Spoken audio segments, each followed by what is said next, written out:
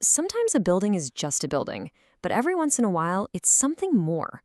In the heart of San Pedro, there's this place, a former JCPenney that's been standing since 1922. It's lived a dozen different lives, seen countless dreams come and go. But this isn't a story about real estate. It's about a promise, it's about family, and it's about bringing something back to life. And that right there, that's the key to this whole story. The woman behind this massive project, Jennifer Wolfe, she's actually a therapist. She's trained to see the cracks, to listen to what's not being said. So when she walked into 363 West 6th Street, she didn't see a teardown. She saw something with a soul, something that was hurting and needed to be healed. So to really get why this building felt so alive, even after being empty for so long, you gotta look at its story. I mean, think about it. For 100 years, this place was a piece of San Pedro's soul. It's where families got their Sunday best. It was a call center, buzzing with business. It was a dance studio, literally shaking with passion and sweat. Every new chapter brought a new dream, and every time someone left, an echo stayed behind. By the time Jennifer showed up, the building was just tired, leaking, but waiting. So on that first walkthrough, yeah, there were 17 leaks in the roof and paint peeling everywhere. But she looked right past all that. She felt the ghosts of 1922, the laughter, the hopes. And in the basement, which was this messy, dusty dungeon, she didn't see a problem. She saw an incubator for what was coming next, the Voxel Microvideo Labs. But this project is about so much more than just a building. At its absolute core, it's really about a philosophy of life, and it's inspired by two incredible people. You see, the name of the whole experience, Donn Allan, it's not some corporate brand. It's literally a mashup of her parents' names, Donna and Allan. It's a tribute, this alchemy of the two people who showed her what love and strength really meant. They didn't leave her a business plan. They left her a way of being. And this just perfectly illustrates their combined force. Her mother, Donna, she was the lantern. A psychologist who believed empathy wasn't just a feeling, it was a discipline, a light to guide you through the world without letting it make you hard. And her father, Allan, he was the spine, a cardiologist who fixed hearts, then became a venture capitalist who funded dreams. He provided the structure, the strength, and just this relentless optimism. Today, her parents are at rest, up the road at Green Hills Cemetery. And what's amazing is, if you trace an invisible line from their gravesite, it lands directly on 6th Street. Standing there, Jennifer made a promise. She said, "I will build something worth this view." And that promise, that became the true north for this entire project. So this promise to her parents, well, it became the foundation for an even deeper, more personal mission, one that would end up shaping the future for her own family. Now, this whole story, it's been building for a long time.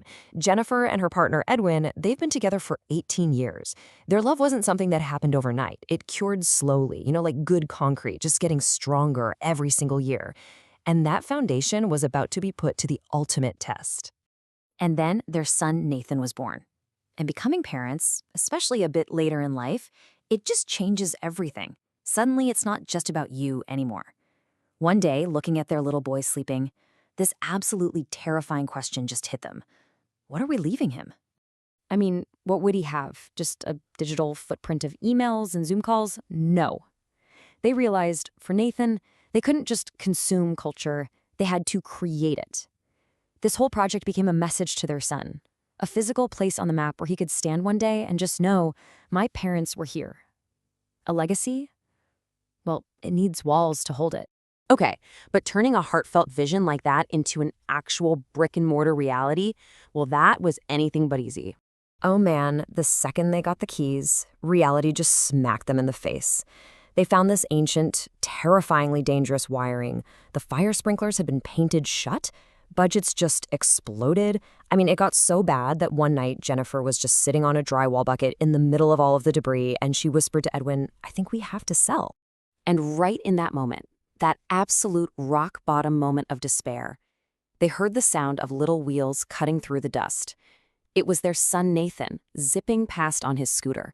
He patted a scarred-up wall, and he said with total confidence, "It's okay, Mommy. I'm fixing it too." And that was it. That was the sign they needed.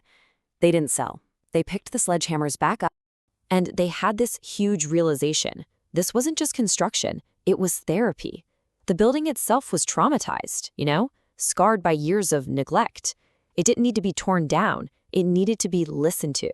So they made a vow, right then and there, to keep its scars, to honor its grit, and to let its history breathe instead of just covering it all up with drywall. And that's when this intensely personal journey started to transform into something bigger, a heartfelt invitation to the entire community of San Pedro. Right at the heart of the new building is Voxel Lycro Video Labs, and that name, Voxel, is a direct tribute to her dad, Allan. See, decades ago, he started a medical imaging company called Voxel, but it failed. Naming the studio Voxel is all about honoring his belief that failure is never the end. It's just a rough draft of success. It's about dusting off an old dream and giving it a new life. But a building like this, it needs more than just resilience, right? It needs warmth. So as they were designing the podcasting studios inside, they had to ask themselves a really important question.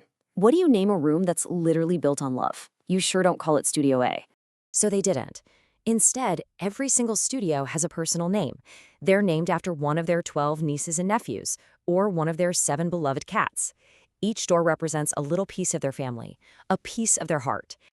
And here's the best part. A little secret. The family? They don't know yet.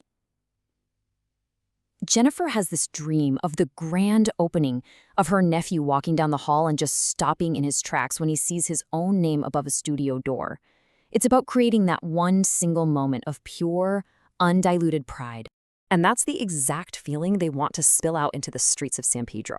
The whole mission, the whole point is for a local artist, a storyteller, a dreamer to walk through those doors and feel a sense of ownership, to look around and think, wow, this beautiful thing is ours. It was built for us.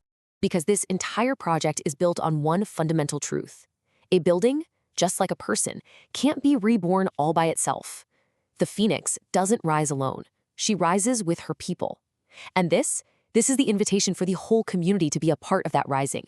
So this summer, the dust is going to settle and those doors will finally swing open. But it's so much more than a grand opening. Because in that same season, on the very ground they bled and cried for, Jennifer and Edwin are going to get married. They literally built their own altar. So when you walk in, you're not just entering a building, you're witnessing the end of a love story for a family, for a community, and for a patient that has finally been healed.